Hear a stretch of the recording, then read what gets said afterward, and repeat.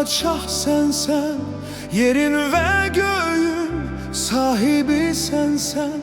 Benim tek arzum, tek isteğim bu. Ya Rab mende padşahlık et, Rab gücünle beni yönlendir. Ümitlerimde, sıkıntılarda, hayatımın Rabbi sensen. Ya Rab mende padşahlık et.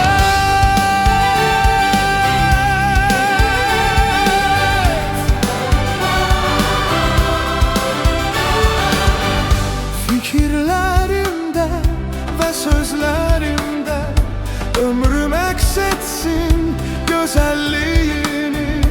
Çünkü